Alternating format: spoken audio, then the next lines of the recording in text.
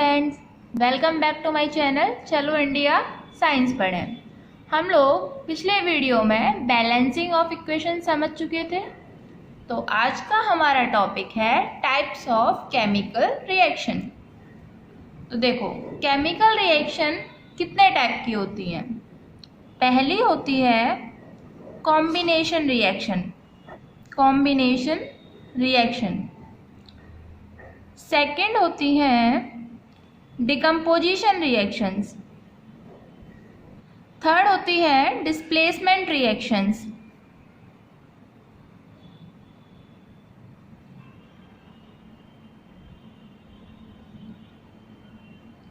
और फिफ्थ हम लोग पढ़ेंगे oxidation and reduction reaction. Oxidation and reduction reactions.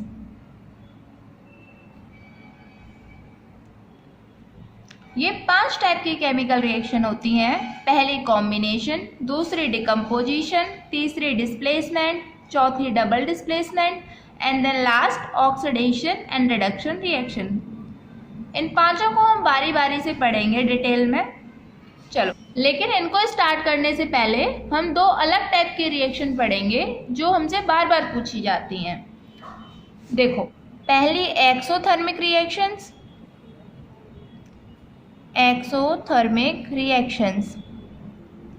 और दूसरी एंडोथर्मिक रिएक्शन। समझो, पहली है एक्सोथर्मिक रिएक्शन।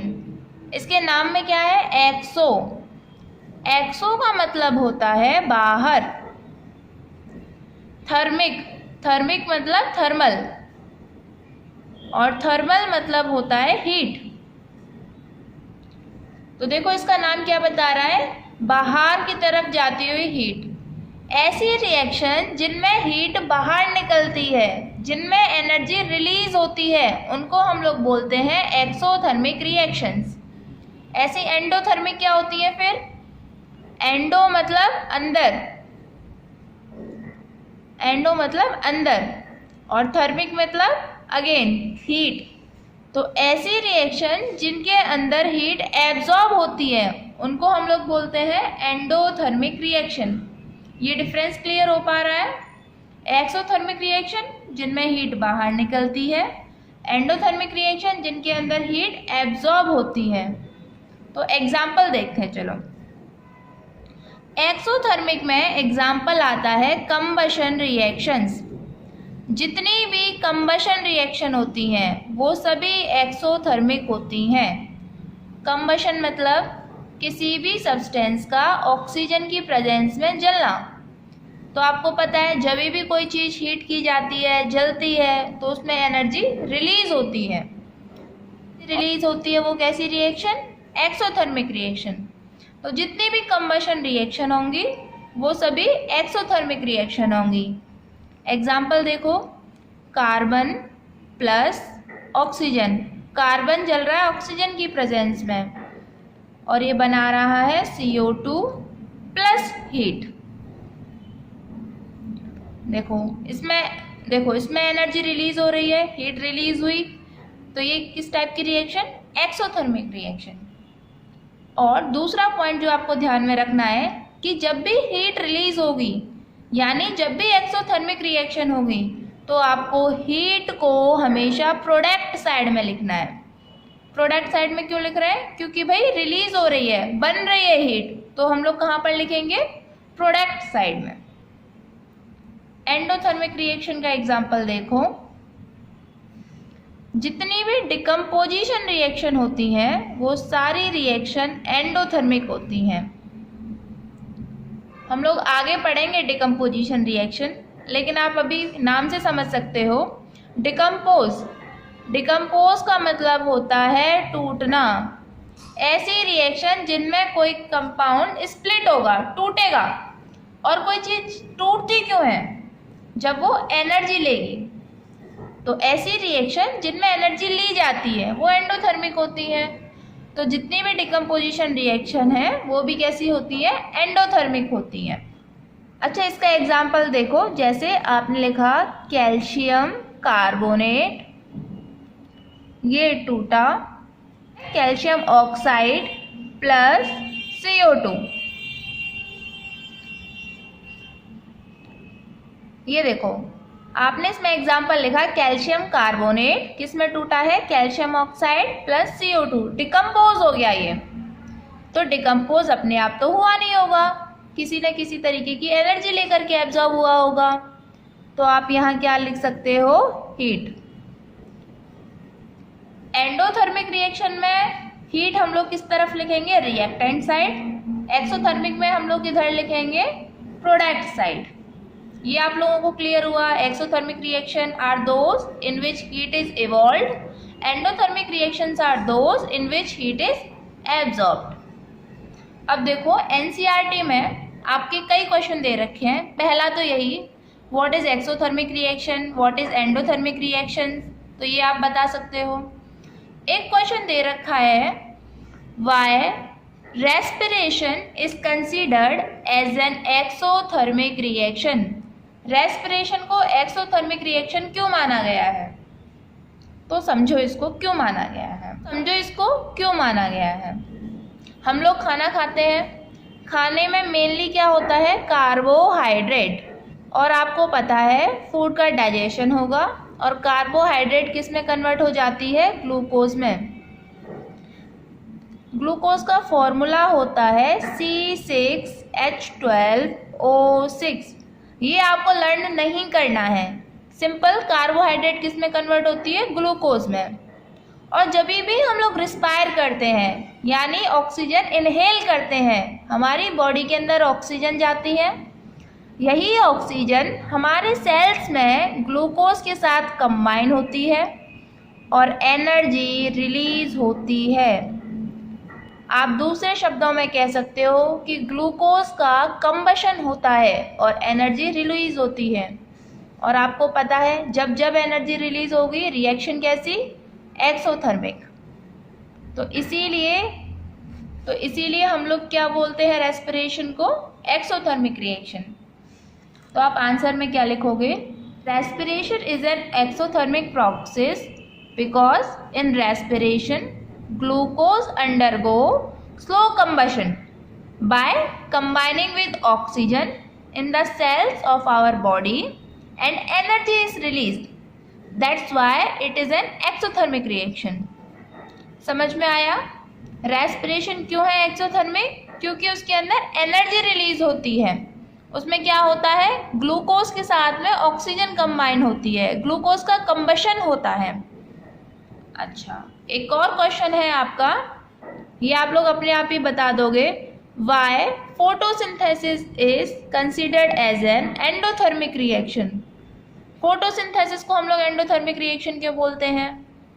आपको पता है फोटोसिंथेसिस में क्या क्या रिक्वायरमेंट होती है, CO2 चाहिए, क्लोरोफिल की प्रेजेंस होनी चाहिए, इसके अलावा सनलाइट होनी चाहिए। तो अब सनलाइट क्या है, is a form of energy, light is a form of energy. क्योंकि फोटोसिंथेसिस में सनलाइट चाहिए जो कि एनर्जी है और जिसमें एनर्जी की रिक्वायरमेंट होती है, एनर्जी एब्जॉर्ब होती है, वो कैसी रिएक्शन, एंडोथर्मिक रिएक्शन। तो आप बता दोगे photosynthesis is an endothermic reaction because in photosynthesis sunlight energy is absorb. समझ में आया, ओके। तो आपको एक्सोथर्मिक रिएक्शन और एंडोथर्मिक रिएक्शन ये अच्छे से क्लियर हो गया। आगे हम लोग पढ़ेंगे जो हम लोगों ने स्टार्ट किया था, टाइप्स ऑफ केमिकल रिएक्शन। तो सबसे पहले हम लोग स्टार्ट करते हैं कॉम्बिनेशन रिएक्शन। कॉम्बिनेशन रिएक्शन आपको नाम से पता चल रहा है, कॉम्बिनेशन कंबाइन होना, रिएक्शन जिनमें दो या दो से ज़्यादा सब्सटेंस कंबाइन होकर के एक सिंगल सब्सटेंस बनाते हैं, उनको हम लोग बोलते हैं कॉम्बिनेशन रिएक्शन।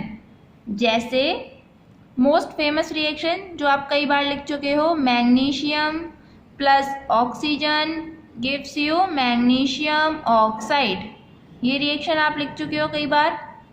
क्या हो रहा है इसमें, दो सब्सटेंस मिल रहे हैं और एक सिंगल सब्सटेंस बन रहा है, तो कैसी रिएक्शन, कॉम्बिनेशन रिएक्शन।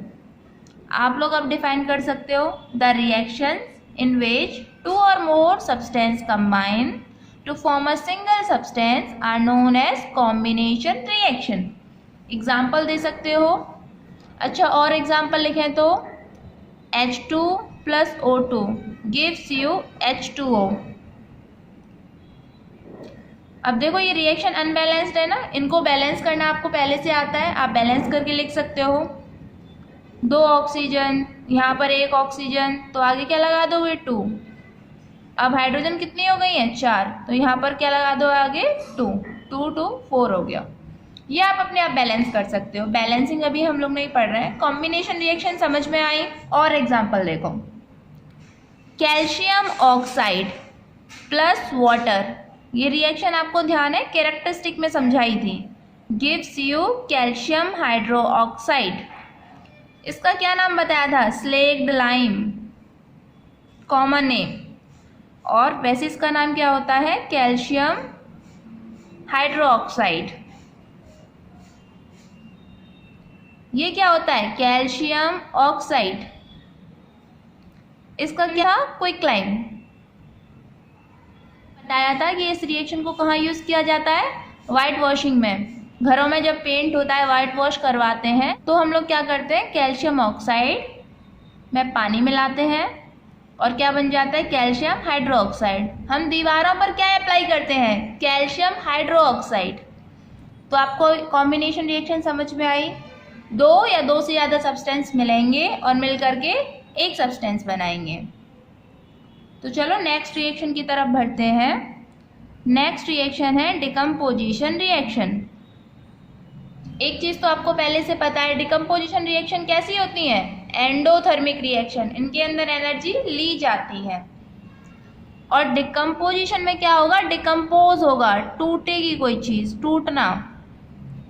ऐसी रिएक्शन जिनमें एक कंपाउंड 2 या 2 से ज़्यादा सिंपलर सब्सटेंस में टूटता है, उसको हम लोग बोलते हैं डिकम्पोजिशन रिएक्शन. आप बोल सकते हो कि decomposition is just opposite of combination reaction. Combination reaction का जस्ट उल्टा होती हैं. कॉम्बिनेशन में क्या हो रहा है, 2 या 2 से ज़्यादा सब्सटेंस मिल करके एक सब्सटेंस बना रहे हैं. इसके अंदर क्या होता है, एक कंपाउंड टूट रहा है 2 या 2 से ज़्यादा सिंपलर सब्सटेंस में. तो देखो इसकी एग्जांपल देखो कैसे डिकम्पोजिशन होता है. मान लो कैल्शियम कार्बोनेट है आपके पास. वही एग्जांपल लिख लेते हैं जो हमने एंडोथर्मिक रिएक्शन में लिखा था. Calcium carbonate plus heat gives you calcium oxide plus CO2. FeSO4, इसका नाम क्या है, आयरन सल्फेट को जब हम लोग हीट करेंगे, हमने ऊपर लिखा हुआ है हीट करेंगे. अच्छा, इससे कंफ्यूज नहीं होना कि हीट यहाँ पर क्यों लिखा है, इसका मतलब है हीट की प्रेजेंस है. इसका मतलब है हीट की प्रेजेंस है, इससे कंफ्यूज नहीं होना है. ये एक ही बात है. ये टूटता है Fe2O3 plus SO2 plus SO3. Fe2O3 को हम लोग बोलते हैं फेरिक ऑक्साइड.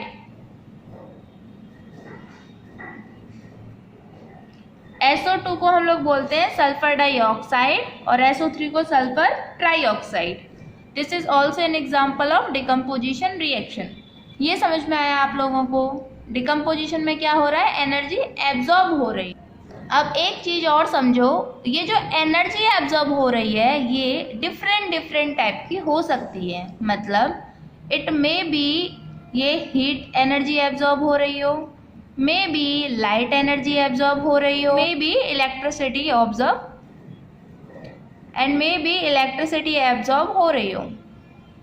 तो ये 3 डिफरेंट टाइप की एनर्जी हो सकती है. हीट एनर्जी एब्जॉर्ब हो सकती है, लाइट एनर्जी एब्जॉर्ब हो सकती है और मे बी इलेक्ट्रिसिटी एब्जॉर्ब हो सकती है. तो आपके एनसीईआरटी में क्वेश्चन दे रखा है कि आपको तीनों का एग्जाम्पल देना है. ऐसी रिएक्शन जिसमें हीट एनर्जी एब्जॉर्ब होकर डिकम्पोजिशन हो, ऐसी रिएक्शन जिसमें लाइट एनर्जी एब्जॉर्ब हो रही हो, ऐसी रिएक्शन जिसमें इलेक्ट्रिसिटी एब्जॉर्ब होकर के डिकम्पोजिशन हो. तो देखो तीनों को समझो. हीट के तो आप एग्जाम्पल पहले लिख चुके हो. हीट के तो एग्जाम्पल आप पहले लिख चुके हो, ये वाली रिएक्शन, ये वाली भी रिएक्शन, दोनों एग्जाम्पल आप लिख सकते हो। लाइट के एग्जाम्पल देखो, मैं यहाँ पर लाइट के एग्जाम्पल लिख रही हूँ। देखो AgCl, AgCl होता है सिल्वर क्लोराइड। इसको जैसे ही आप धूप में रखोगे, लाइट में, लाइट की प्रेजेंस में, तो लाइट मतलब सनलाइट की बात हो रही है, ये टूट जाता है Ag plus Cl2 gas, chlorine gas. Reaction balance नहीं है, आप बैलेंस कर सकते हो Ag प्लस Cl2 में। ऐसे ही एक और रिएक्शन होती है सिल्वर ब्रोमाइड, AgBr। इसको भी जब हम लोग सनलाइट में रखते हैं, आप सनलाइट लिख सकते हो, तो ये टूट जाता है Ag प्लस ब्रोमीन में। और इन दोनों ही रिएक्शन का एप्लीकेशन भी है। इन दोनों रिएक्शन को हम लोग ब्लैक एंड वाइट फोटोग्राफी में यूज करते हैं। नेक्स्ट एग्जांपल है इलेक्ट्रिसिटी का, वो देखो इलेक्ट्रिसिटी के एग्जांपल्स। अच्छा, ये समझ में आ रहा है आपको, ये डिकम्पोजिशन रिएक्शन है, ये भी डिकम्पोजिशन है, बट सनलाइट की प्रेजेंस में, ये हीट की प्रेजेंस में। और अब हम लोग कौन सा पढ़ रहे हैं, इलेक्ट्रिसिटी की प्रेजेंस में डिकम्पोजिशन। एक एक्सपेरिमेंट आपकी एनसीईआरटी में दे रखा है इस तरीके से कि ये इन्वर्टेड बोतल ले रखी है, यहाँ पर उसने रबर कॉर्क लगा रखी है। इस रबर कॉर्क के अंदर 2 होल्स हैं और उनके अंदर ये कार्बन के इलेक्ट्रोड्स लगा रखे हैं। इसके अंदर वाटर भरा हुआ है। वाटर में उसने थोड़ा सा सल्फ्यूरिक एसिड डाल दिया है ताकि ये कंडक्शन आसानी से हो सके। और इनके ऊपर उसने 2 टेस्ट ट्यूब लगा रखी हैं जिनके अंदर वाटर फिल्ड है। ठीक, और फाइनली इसको बैटरी से कनेक्ट कर दिया है, एक टर्मिनल पॉजिटिव, एक टर्मिनल नेगेटिव। इसमें जो नेगेटिव टर्मिनल है वो है कैथोड और जो पॉजिटिव टर्मिनल है वो है एनोड। अब आप थोड़ी देर के बाद में क्या देखोगे कि ये जो टेस्ट ट्यूब है इनके अंदर बबल्स उठना स्टार्ट हो गए। बबल्स उठ रहे हैं, इसका मतलब इनके अंदर कोई ना कोई गैस बन रही है। वास्तव में यह क्या चल रहा है, वाटर का डिकम्पोजिशन। वाटर से जैसे ही इलेक्ट्रिसिटी पास होती है तो ये 2 गैसेस में टूटेगा, हाइड्रोजन प्लस ऑक्सीजन। अगर आप इसको बैलेंस करोगे तो देखो 2H2 प्लस O2। अब एक चीज़ आप यहाँ से भी रिएक्शन से नोटिस कर सकते हो कि ऑक्सीजन के कंपैरिजन में हाइड्रोजन गैस डबल अमाउंट में बनती है। और वैसे ही इस एक्सपेरिमेंट में देखने को मिलता है। आपको ध्यान यहाँ पर क्या रखना है, कैथोड पर रिलीज होती है हाइड्रोजन गैस, एनोड पर रिलीज होती है ऑक्सीजन गैस। इसका पूरा मैकेनिज्म हम लोग के सिलेबस में नहीं है, ये 12th क्लास में, लेकिन आपको ध्यान रखना है, ये पेपर में पूछा भी जाता है। कैथोड पर रिलीज होती है हाइड्रोजन गैस, एनोड पर रिलीज होती है ऑक्सीजन गैस। और दूसरा क्वेश्चन इस एक्सपेरिमेंट से पूछा जाएगा आपसे कि why the amount of gas collected on cathode, मतलब hydrogen gas, is double in amount than the gas collected on anode, यानी ऑक्सीजन। क्वेश्चन क्या पूछ रहा है कि हाइड्रोजन डबल क्यों बनी है ऑक्सीजन से, तो आपको बताना contains 2 parts of hydrogen as compare to the oxygen which is only the 1 part. मतलब वाटर आपको पता है H2O, इसमें 2 पार्ट है हाइड्रोजन के, ऑक्सीजन का है एक सिंगल पार्ट, इसीलिए हाइड्रोजन डबल बनती है ऑक्सीजन से। तो ये समझ में आया। एक लास्ट क्वेश्चन इसमें से बनता है 1 नंबर का कि डाइजेशन किस टाइप की रिएक्शन होती है, तो आपको क्या बताना है, डाइजेशन होती है डिकम्पोजिशन रिएक्शन। तो चलो अब नेक्स्ट टाइप ऑफ रिएक्शन पढ़ते हैं, डिस्प्लेसमेंट रिएक्शन। इसके नाम से क्या पता चल रहा है, डिस्प्लेसमेंट, डिस्प्लेस करेगा, हटाएगा ये किसी को। एक एग्जाम्पल लेते हैं, आपको अच्छे से समझ में आ जाएगा। मान लो आपके पास में है copper sulphate CuSO4, zinc Zn zinc. आपके पास में ये रिएक्शन है कॉपर सल्फेट प्लस जिंक। तो रिएक्शन क्या होती है, ZnSO4 प्लस कॉपर। ध्यान से देखो रिएक्शन को, पहले क्या था, कॉपर सल्फेट, जिंक अलग था। अब जिंक ने क्या किया, इस कॉपर को धक्का मारा, तो देखो खुद तो आ गया कॉपर की जगह और कॉपर को अलग हटा दिया। तो ऐसी रिएक्शन जिनमें एक एलिमेंट दूसरे एलिमेंट को कंपाउंड से हटा देता है, धक्का मार देता है, उसको अलग कर देता है, ऐसी रिएक्शन को क्या बोलेंगे, डिस्प्लेसमेंट रिएक्शन। तो आप डेफिनेशन क्या बोलोगे, the reaction in which one element takes place of another element in a compound are known as displacement reaction. ऐसी रिएक्शन जिनमें एक एलिमेंट दूसरे एलिमेंट की जगह ले लेता है, उसको हम लोग क्या बोलेंगे, डिस्प्लेसमेंट रिएक्शंस। एग्जाम्पल आप दे दोगे, एक और एग्जाम्पल देखते हैं, copper sulphate plus iron gives you FeSO4 plus copper. यहाँ पर भी देखो आयरन ने कॉपर को धक्का मार दिया, ZnSO4 प्लस कॉपर। तो आप क्या लिखोगे, अब आपने लिख दिया कॉपर सल्फेट प्लस जिंक को धक्का दे दिया, जो अकेला है इसने इसको हटा दिया, तो ये आपकी रिएक्शन गलत हो जाएगी। अब क्यों गलत हो रही है, सही तो कर रहे हैं भाई, जिंक को अलग हटा रहे हैं डिस्प्लेसमेंट रिएक्शन में, नहीं, ये रिएक्शन ऐसे नहीं होती है। इसका मतलब इन डिस्प्लेसमेंट रिएक्शन के पीछे कुछ तो मैकेनिज्म है, ये किस कारण से हो रही हैं, चलो देखते हैं ये गलत क्यों हो रही है हमारी। देखो केमिस्ट्री के अंदर एक होती है रिएक्टिविटी सीरीज। रिएक्टिविटी सीरीज में आपको पता चलता है कौन सा एलिमेंट सबसे ज़्यादा ताकतवर है। देखो आता है K, पोटेशियम, फिर आता है sodium Na, then calcium,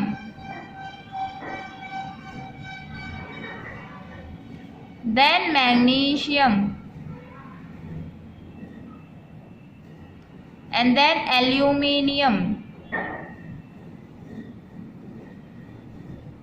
and then zinc Zn zinc, फिर आयरन Fe आयरन का सिंबल होता है, टिन Sn इसका सिंबल होता है, लीड Pb ये इसका सिंबल होता है। नए नए नाम आपको सुनने को मिल रहे हैं।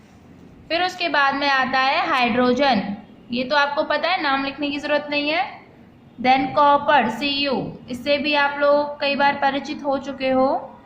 मरकरी Hg, ये कौन सी मरकरी, जो थर्मामीटर्स में होती है। Silver Ag and Au gold, Ag Au, Ag होती है सिल्वर, Au होता है गोल्ड। ये जो पूरी आपको भी दिखाई दे रही है ये होती है रिएक्टिविटी सीरीज। इससे पता चलता है कौन सा एलिमेंट ज़्यादा ताकतवर है। तो देखो ऊपर की तरफ इस तरीके से, ऊपर की तरफ ये एलिमेंट ज़्यादा रिएक्टिव होते हैं, यानी सबसे ज़्यादा रिएक्टिव कौन, पोटेशियम, फिर सोडियम, फिर कैल्शियम, फिर मैग्नीशियम, फिर एल्यूमिनियम, फिर जिंक, फिर आयरन, फिर tin, lead, hydrogen, copper, mercury, silver, gold, इस तरीके से। तो डिस्प्लेसमेंट रिएक्शन में इसका क्या रोल होता है भाई, जो ज़्यादा ताकतवर होगा वही तो कमज़ोर को धक्का मारेगा, जिसकी लाठी उसकी भैंस। तो जो ज़्यादा ताकतवर है वो कम वाले को धक्का मार देता है। अब पहला एग्जाम्पल देखो, copper sulphate plus zinc. Zinc को ढूंढो, ये रहा, इसने किसको धक्का मारना था, कॉपर को। देखो जिंक ज़्यादा रिएक्टिव है ना, तो ये कॉपर को धक्का मार पाएगा। दूसरा एग्जाम्पल देखो, copper sulphate plus iron. Iron ऊपर है, ये रहा, अरे आयरन भी ज़्यादा ताकतवर है कॉपर से, यानी ये कॉपर को धक्का मार पाएगा। अब लास्ट वाला एग्जाम्पल देखो, zinc sulphate plus copper. Copper किसको धक्का मारना चाह रहा है, जिंक को। नहीं, जिंक तो ज़्यादा रिएक्टिव है, इससे ज़्यादा रिएक्टिव है, तो ये इसको मार पाएगा क्या, नहीं। तो इसीलिए ये रिएक्शन आपकी गलत है। तो डिस्प्लेसमेंट रिएक्शन को आप कैसे बता सकते हो? इनके अंदर एक एलिमेंट दूसरे को डिस्प्लेस करता है, लेकिन आपको क्या चेक करना पड़ेगा? वो एलिमेंट जो डिस्प्लेस कर रहा है ज़्यादा रिएक्टिव होना चाहिए, ज़्यादा ताकतवर होना चाहिए दूसरे वाले से। अगर वो नहीं है उतना ताकतवर तो वो उसको डिस्प्लेस नहीं कर पाएगा। आपको समझ में आया ये डिस्प्लेसमेंट रिएक्शन? तो आज हम लोगों ने क्या पढ़ा?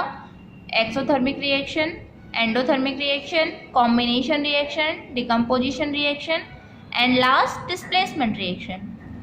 अभी आपकी कौन सी बची हुई है? Double displacement reaction and oxidation and reduction reactions. तो आई होप आपको आज की ये सारी रिएक्शन क्लियर हो गई हैं। पार्ट में हम लोग बची हुई रिएक्शंस को कवर अप करेंगे। वो क्या करना है? ये सारी रिएक्शंस रिवाइज करनी है, एनसीईआरटी के क्वेश्चन ट्राई करने हैं। बहुत सारे क्वेश्चन तो हम लोग कवर भी कर चुके हैं। आप खोलो एक्सरसाइज तो आप देखोगे कि हम लोगों ने बहुत सारे क्वेश्चन कवर कर लिए हैं। बची हुई है आपकी, समझ में आपको आ गई, तो आप उन क्वेश्चंस को ट्राई करो, उनको रिवाइज करो, उन्हें करने की कोशिश करो। So thank you students, and share this video with each and every student so everyone can study properly. Thank you.